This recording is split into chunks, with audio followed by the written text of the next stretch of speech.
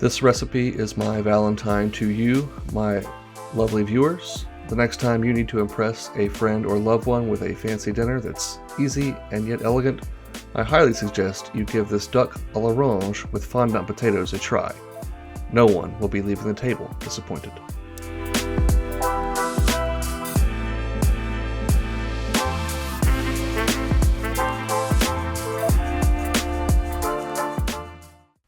First up, for our fondant potatoes, we're going to grab some russet potatoes, and you want to try and grab some that are evenly sized. Take the remaining inch end off where it gets kind of narrow, peel them, and then cut them into rounds or medallions, kind of like that. You want them as evenly sized as possible. I'd plan for 2 medallions per person. Get them into a bowl, drizzle with olive oil, and season aggressively with some cracked pepper and a strong pinch of salt. Give that all a nice toss to combine and thoroughly coat, and then into a oven-safe saucepan over medium-high heat, we'll add just a bit more oil, and then add in our potato medallions, cut side down. We'll give them 5 to 6 minutes on that first side to get a nice golden brown crust, just like that. We'll flip them over, and we're going to give them that same 5 to 6 minutes. You'll want to preheat your oven to 400 degrees, by the way. After 5 to 6 minutes on the other side, add in half a stick of unsalted butter, followed by a couple of crushed cloves of garlic, and a few sprigs of fresh thyme. As that butter melts, use it to baste those potatoes and get that garlicky thyme butter all infused in the top and all around those potatoes. You can tilt the pan, helps get butter into a spoon, and just splash that up onto all those surfaces. Next up, we're going to add in about 1 cup of chicken stock, bring that up to a simmer, and then pop that into our 400 degree oven for roughly 1 hour. Every 15 minutes or so, you want to remove them and baste them like so, and you can always add more stock if it is reducing too quickly. While our potatoes cook, we'll turn our attention to our duck breasts, and these are beautiful, roughly half-pound duck breasts, and as you can see, they have a large layer of fat on the top, covering that beautiful dark red flesh on the bottom. I'm going to go ahead and cross-hatch this duck skin by taking a sharp paring knife and cutting in diagonals across one way. You're going to cut through the fat, but not through the flesh, just right down to it. Once you've gone one way, just turn it back 90 degrees and go through the other way, and this is going to allow lots of that fat to render out of our bird so that we get nice crispy skin without overcooking the duck itself. Season it nicely with some fresh cracked pepper and a strong pinch of salt. And then, in a rather unusual move, we're going to take a skillet that is over no heat whatsoever and lay our duck skin side down. It is going to shrink up quite a bit, so if the skillet looks a little bit crowded right now, that's alright. Put it over medium heat, and after about 10 to 12 minutes, you will have tons of beautiful duck fat, beautifully crispy duck skin.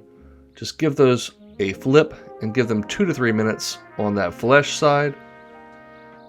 And at that point, they're probably going to still be relatively rare, so I'm going to stick a thermometer in them, pop them on a sheet tray, and pop them in that same oven at 400 until they are cooked through to our desired doneness. I was shooting for medium-ish, somewhere around 135, and by the way, you are not allowed to throw that duck fat away. That is liquid gold, so please reserve it, leaving a few tablespoons, maybe 2, in our skillet, which we will return to medium heat, along with 2 crushed garlic cloves, no need to peel them, and some more thyme, keeping those flavor notes the same in this dish. Stir or swirl those garlic and thyme around in that duck fat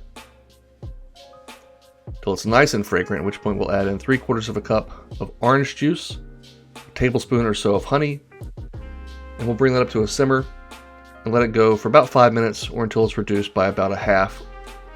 At this point, our garlic and thyme have given us all their wonderful flavor, so we will fish them out and add in roughly a 1/3 cup of orange marmalade to intensify that orange flavor and also help thicken up this sauce.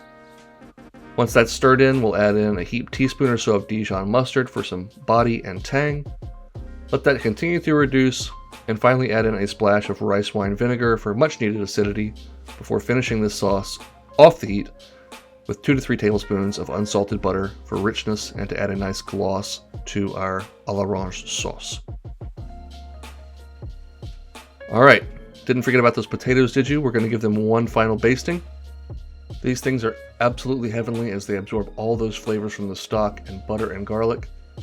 Check out that perfectly seared duck breast. We're going to go ahead and slice it on the bias into 4 to 5 pieces. Don't want to go too thin here. And then check out that cook. A beautiful blushing rosy interior for a nice medium. Couldn't ask for a better looking piece of duck breast if you ask me. We'll spread it out on a plate, fanned out like that, add a couple of our fondant potatoes down. And for garnishes, of course, I gotta hit it with a few sliced green onions. This absolutely luxurious orange sauce right over the top of that duck breast. And a little bit of large flaky sea salt to finish. Let's give this a try. These potatoes have an absolutely beautiful crust. They're just so smooth and silky from all that chicken stock they're infused with. Yep, it's quite a bit of butter, but it's absolutely delightful. And hot, by the way, too, I should mention. As far as this duck goes, I don't even know where to start.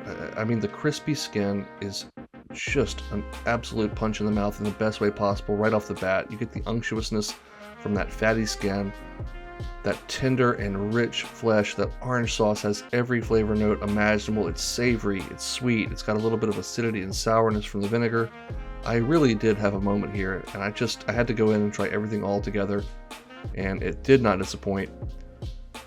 I know there's a few steps involved here, but overall, this is a relatively easy recipe that comes together in about an hour, and aside from the cost of the duck breast, it's actually pretty doggone cheap too, so I hope that you'll give it a try and impress a friend or loved one, or at the very least, go make something delicious.